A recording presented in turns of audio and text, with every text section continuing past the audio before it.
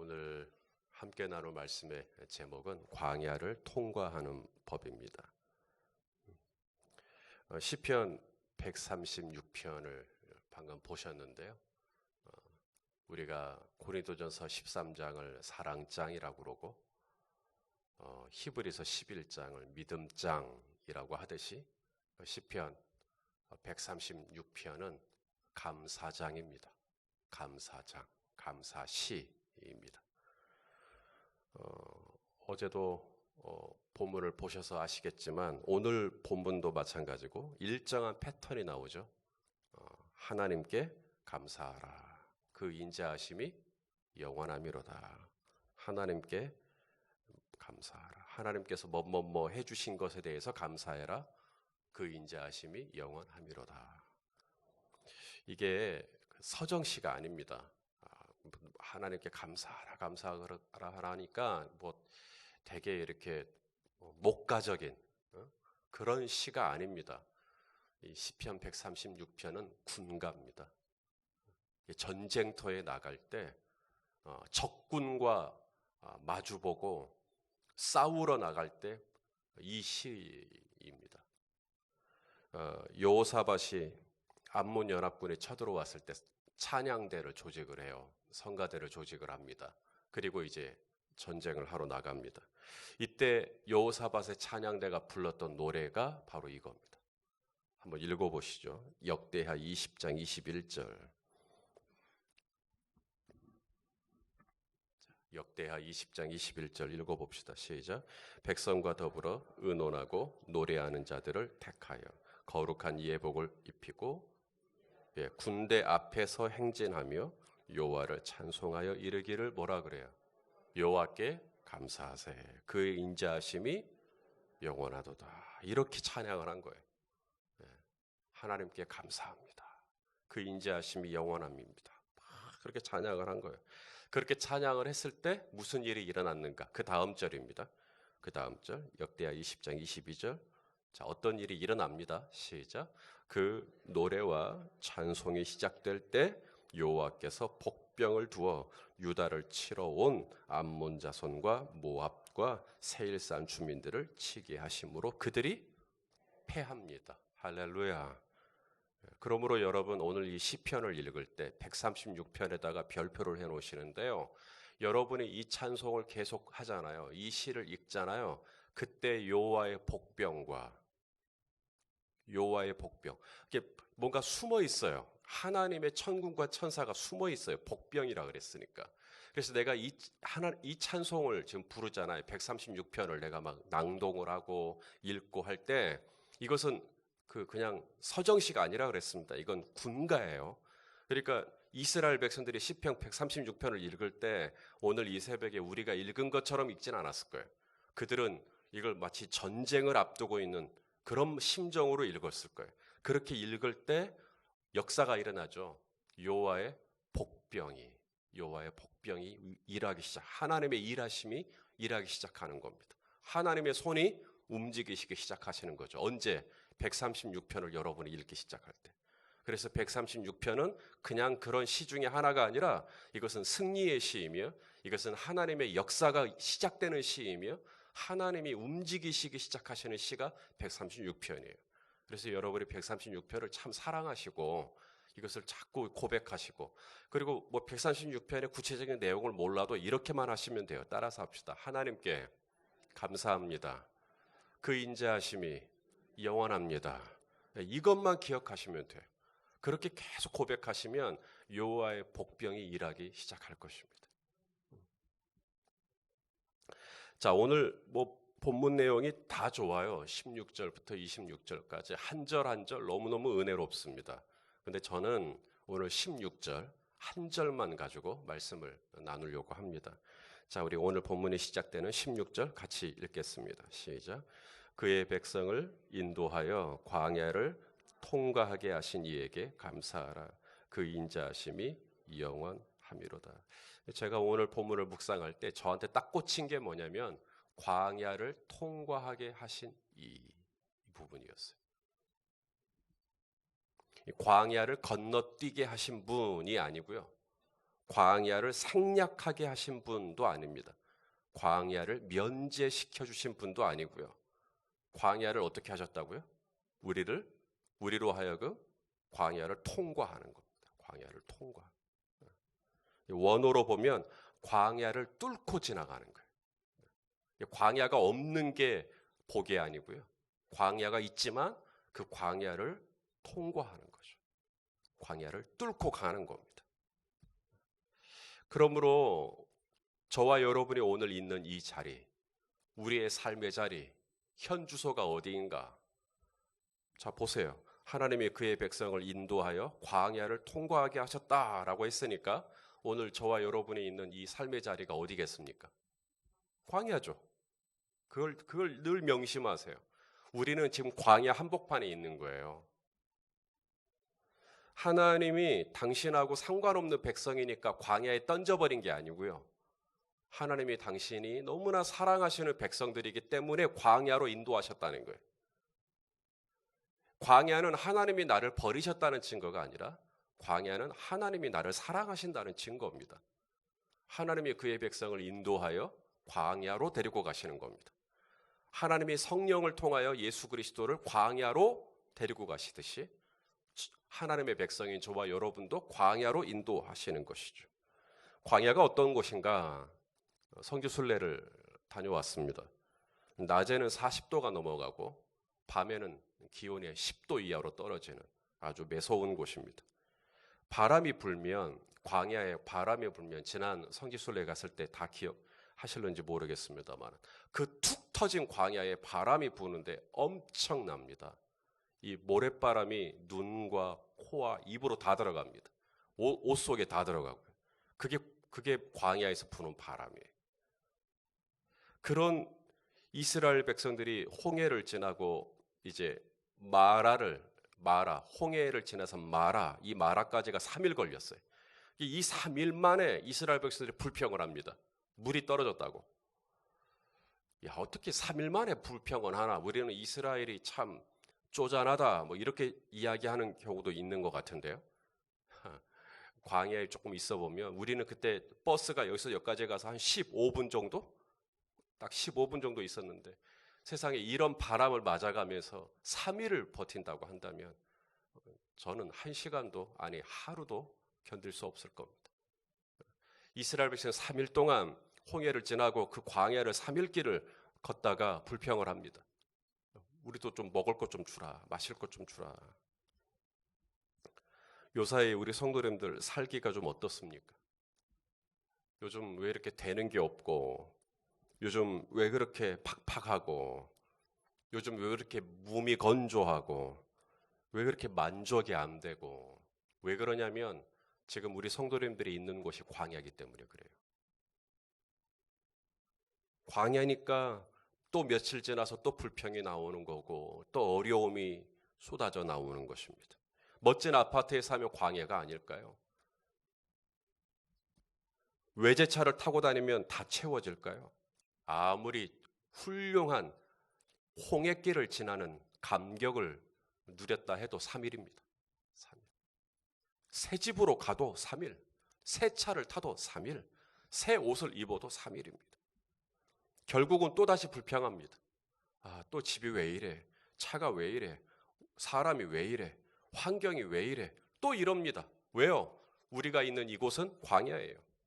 절대 만족할 수가 없습니다. 온전한 만족이란 있을 수가 없습니다. 광야이기 때문에. 불과 며칠 지나지 않아서 우리는 또다시 이것저것 핑계를 삼아가면서 이것도 왜 그래? 이것도 왜 그래? 합니다. 왜냐하면 하나님이 우리를 광야로 인도하셨어요. 스데반 집사님이 이 사도행전에서 광야를 가리켜 교회라 그랬어요. 교회. 광야가 교회다. 자, 사도행전 7장 38절입니다. 사도행전 7장 38절 읽어보시죠. 시작. 시내산에서 말하던 그 천사와 우리 조상들과 함께 광야에 있었고 라고 말하지 않고요. 광야, 교회. 이 스데반 집사님이 신학적으로 의도적으로 표현한 표현이에요. 광야는 그냥 광야가 아니라 이스라엘 백성들이 광야에 있었던 그 기간은 광야 교회에 있었다. 이것은 뒤집어 말하면 오늘 우리가 있는 이 땅의 교회는 전부 다 어디에 있는 교회라는 거예요. 수완지구에 있는 교회가 아니라 다 광야에 있는 교회라는 거예요. 그래서 교회가 처음에는 막 이 교회 너무 좋아, 이 교회 너무 좋아 막 이러다가도요 얼마 못 갑니다. 그거 결국은 공동체의 연약함이 눈에 들어오게 돼 있고요, 뭔가 허술함이 눈에 들어오게 되어 있습니다. 왜? 우리는 광야에 있으니까. 온전한 만족이란 있을 수 없어요. 손희선 목사님 너무 좋아, 얼마 못 갑니다. 결국은 뭔가가 약간은 좀 부족하고 뭔가가 좀 덜 차고. 왜? 광야니까요. 광야니까요. 저와 여러분의 삶의 자리가 광야에 있다. 광야에 있다. 교회 또한 광야에 있다. 우리 집, 우리 가정, 내 배우자 다 광야예요. 아무리 으리으리한 곳에 정말 멋진 그림이 펼쳐져 있는 그런 여행지를 여러분이 가도 광야입니다. 거기 얼마 못 갑니다. 자, 그러면 이제 우리에게 남은 과제는 이 광야를 어떻게 지나갈 거냐 하는 거죠. 하나님이 그의 백성을 인도하셔서 광야를 통과하게 하시는 겁니다. 그럼 어떻게 통과할 거냐? 어떻게 이 광야를 뚫고 갈 거냐? 광야를 끝낼 거냐라는 게 아닙니다. 광야를 끝내버리면 우리 죽습니다. 광야가 끝나는 날 우리 하나님 앞에 있을 거예요. 그래서 저는 질문이 어떻게 이 광야를 끝내느냐가 아니라 이 광야를 어찌하든지 통과해내는 겁니다. 이것이 우리의 관건이에요. 자, 어떻게 하면 이 광야에서 내가 서바이벌, 이 광야에서 내가 어떻게 살아남을 수 있을 거냐, 이 광야를 어떻게 뚫고 갈 수 있을 거냐.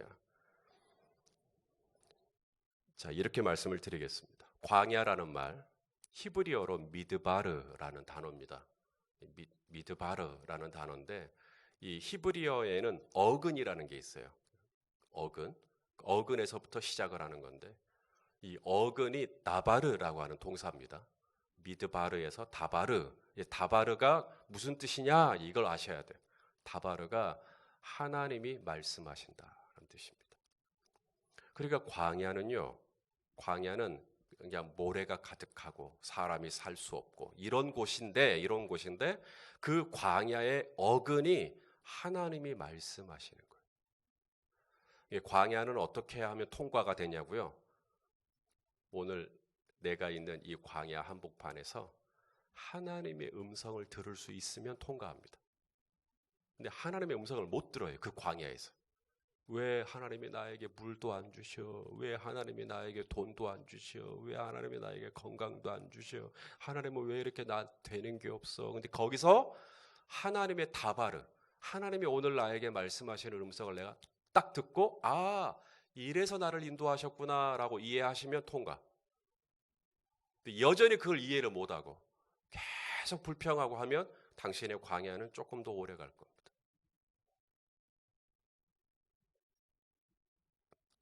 하나님이 이스라엘에게 40년 동안 주신 음식이 있죠.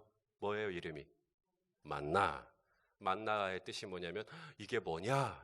이게 뭐냐? 이게 감탄사예요. 우와, 이게 뭐지? 이게 만나. 만나를 몇 년 동안 주셨다고요? 40년. 이유가 있겠죠. 하나님이 만나를 주실 때 세 가지 원칙이 있어요. 첫째는 이 만나를 먹으려면 언제 일어나야 돼요? 해가 중천에 뜨면 안 돼요.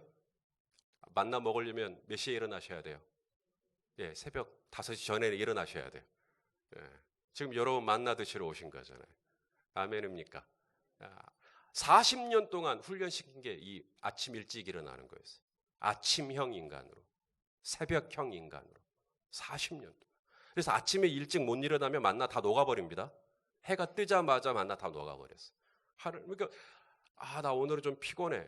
그럼 만나 못 먹는 거예요. 그 다음 두 번째, 하나님이 훈련시키신 게 뭐냐면 한 사람당 한 오멜씩 양이 정해져 있죠. 나 오늘 더 먹을래 하고 더 거뒀다가는 어떻게 해요? 내가 더 거둔 만큼 다 녹여버렸습니다. 하나님이. 결국은 못 먹게 만들어줬어요. 그래서 내가 욕심 부릴 필요가 없구나. 오늘 나에게 허락한 일용한 양식은 한 오멜이면 되는구나. 이걸 40년 동안 훈련시켰어요. 더 가질 필요 없어요. 그냥 내게 주어진 것만 가지면 괜찮아요. 안 그러면 다 녹여버렸어요, 하나님이. 세 번째 하나님이 훈련시키신 게 있죠. 안식일이었습니다. 그래서 안식일이 있기 그 전날은 하나님의 만나를 거두시되 이제는 한 사람당 2배씩 거뒀어요. 평상시보다. 그래도 안식일이 돼도 녹아요, 안 녹아요? 안 녹아요. 이걸 40년 훈련시켰어요. 하나님이 이 만나를 주실 때 하나님께서 의도가 있었다. 의도가. 어떤 의도이냐? 자, 신명기 8장 2절입니다. 신명기 8장 2절. 자, 다 같이 읽겠습니다. 시작. 내 하나님 여호와께서 이 40년 동안 너에게 어디 길을 광야 길을 걷게 하신 것을 기억하라. 이는 너를 낮추시며 너를 시험하사 네 마음이 어떠한지 곧 그 명령을 지키는지 아니지. 하나님의 다바르입니다. 하나님의 다바르를 듣는지 안 듣는지. 하나님이 말씀하시면 그 말씀에 순종하는지 안 하는지. 이걸 몇 년 동안 훈련시켰다고요? 40년. 광야는 언제 끝나느냐? 하나님이 나에게 말씀하시는 걸 내가 딱 듣고 아멘, 주님 그렇게 하겠습니다 하면 당신의 광야는 끝나고요. 여전히 그걸 감을 못 잡아요. 감을. 하나님이 왜 나를 여기에 두셨는지, 왜 나를 이 마라로 인도하셨는지, 왜 하나님 나를 모압으로 인도하셨는지, 하나님이 왜 나를 시내로 인도하셨는지 감을 못 잡으면 당신의 광야는 계속됩니다. 하나님의 음성을 들을 수 있을 때까지 광야는 돌립니다. 광야를 끝낼 수는 없어요. 광야 끝내면 우리 가나안 들어가야 되니까. 근데 광야를 통과하려면 거기는 하나님의 말씀이 있는 곳이기 때문에, 하나님의 명령이 있는 곳이기 때문에 그 명령을 듣는지 아니 듣는지, 지키는지 아니 지키는지, 순종하는지 안 하는지, 순종하면 끝날 것이고 통과할 것이고, 순종하지 못한다면 아직 우리 아들이 알아듣지 못하는구나 하고 하나님은 계속 광야로 우리를 인도하실 겁니다. 그러므로 광야 같은 인생길을 걸을 때 중요한 게 습관이잖아요. 40년 동안 했으니까 습관의 길을 졌겠죠. 어떤 습관이냐면 하나님의 말씀을 묵상하는 습관입니다. 그러면 광야가 통과가 됩니다. 그 습관이 길러져야 돼요. 하나님의 말씀을 묵상하는 습관이요. 체질이 돼야 됩니다. 결국은 그 하나님의 말씀을 잘 듣고 순종할 수 있는 묵상을 훈련시키시기 위해 40년 동안 광야길을 걷게 하신 거예요. 교회 리더십 있잖아요. 교회의 리더십은 세상의 리더십과 다릅니다. 교회의 리더십, 교회의 지도력, 세상의 리더십과 어디서 달라지느냐? 뭐 공부도 하고, 뭐 하기도 하고, 뭐 경험도 하고, 그거 다 똑같아요. 결국 교회의 지도력이 세상의 지도력과 달라지는 그 분기점이 어디냐면 하나님의 음성을 들을 수 있냐 없냐, 하나님의 다바르를 알아들을 수 있냐 없냐 이거예요. 그러면 하나님이 말씀하시는 것을 어떻게 알아들을 수 있을까? 저분은 하나님의 음성을 들으시는 분이구나. 저분은 하나님의 다바르를 알아들으시는 분이구나. 어떻게 할 수 있을까요? 묵상입니다. 묵상하는 삶이 있으면 그분은 하나님의 음성과 동행하는 분이에요. 근데 그분이 묵상을 하지 않아. 아무리 해도 그건 교회 지도력 꽝입니다. 묵상은 광야를 통과한 사람만이 가질 수 있는 체질입니다. 광야를 진짜 통과하신 분들은 하나님의 다바르를 알아요. 하나님이 오늘 나에게 말씀하시는 게 뭔 뜻인지를 알아요. 광야 속에서 묵상은 깊어지고, 광야 속에서 묵상은 더 세밀해지고, 광야 속에서 묵상은 더 여물어집니다. 성숙해지고. 자, 그러면 우리 성도님들 안에 걱정스러운 마음이 들 수 있어요. 나는 하나님의 음성을 잘 못 듣는데 그럼 어떡하냐? 나는 하나님의 다바르를 잘 분별 못하는데 어떡하냐? 어느 날은 음성이 잘 들릴 때가 있어요. 막 기분이 좋은 날이었을까요? 아무쪼록 그날은 막 하나님의 음성이 잘 들리는 것 같아요. 근데 어느 날은 막 하나님의 음성이 너무 깜깜해요. 뭔 말인지 모르겠어요. 네, 그럴 때 있죠. 여러분, 내가 하나님의 음성을 듣는 것은 나의 노력이나 애씀에 있지 않습니다. 오늘 저와 여러분이 이 아침에 하나님의 다바르를 알아들을 수 있다면 그것은 나의 노력이 아니라 하나님의 인자하심입니다. 하나님의 긍휼하심이에요. 오늘 본문을 보세요. 여호와께 감사하세. 그 다음 뭐예요? 그 인자하심이 영원하미로다. 우리가 광야를 통과하면서 하나님의 음성을 듣는 것, 그건 엄청난 은혜인데 그건 하나님이 나를 불쌍히 여겨주셔야 내가 그 음성을 들을 수가 있는 겁니다. 자, 오늘 본문 16절 말씀 다시 한번 읽어보겠습니다. 16절 시작. 그의 백성을 인도하여 광야를 통과하신 이에게 감사하라. 왜요? 그 인자하심이 영원함이로다. 여기 인자하심, 헤세드라는 단어입니다. 하나님의 사랑이라는 뜻이에요. 하나님이 날 사랑해 주시니까. 이 사랑이 그 수많은 허물을 덮고 수많은 나의 실수를 덮고 때로는 우리가 죄를 짓고 낭망할 때가 있죠. 하지만 하나님의 인자하심이 또 나를 용서해 주시고 또 나를 긍휼히 여겨 주시고 그래서 또 다시 하나님의 음성을 듣고 사는 거예요.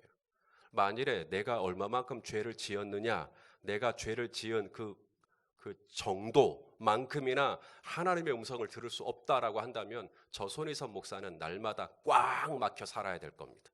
제 안에는 태산보다 높은 죄가 많으니까. 근데 하나님의 인자하심이 저의 수많은 실수와 허물에도 불구하고 날마다 순간순간 저에게 또다시 다바르를 말씀해 주시고 하나님 그래서 그러셨군요. 그게 이해가 되어지고 깨달아지고 하나님의 인자하심이 아니었다면 여기까지 목회 못 왔을 겁니다. 사랑하시는 성도 여러분, 하나님은 오늘도 저와 여러분에게 말씀하시기를 원하십니다. 우리를 광야로 인도하신 이유가 그거예요. 오늘 왜 이렇게 내 삶이 팍팍하냐? 바로 지금 하나님이 저와 여러분을 광야로 인도하신 거예요. 그럼 이 광야를 어떻게 뚫고 갈 거냐? 오늘 이 새벽에 하나님의 음성을 들으십시오. 오늘 나에게 뭘 말씀하시고자 하시는지 하나님의 의중을 헤아리십시오. 그리고 하나님의 계획을 내가 발견하고 하나님의 마음을 내가 깨닫고 그래서 내가 이것 때문이구나 하고 드디어 그분의 명령에 내가 반응하기 시작할 때 하나님의 복병이 일하기 시작할 것이며 마침내 이 광야를 통과하고 그 다음 스테이지, 그 다음 단계로 하나님이 저와 여러분의 삶을 인도해 주실 것입니다. 살아가시는 여러분, 하나님의 음성을 들을 줄 아는 저와 여러분 다 되시기를 바랍니다. 이 광야에서 살아남는 법은 그거 하나밖에 없어요. 공부를 얼마나 잘하느냐, 얼마나 내가 다이어트를 잘하느냐, 얼마나 내가 돈을 잘 버느냐에 이 광야의 관건이 있는 게 아닙니다. 내가 얼마나 잘 듣느냐에 있습니다.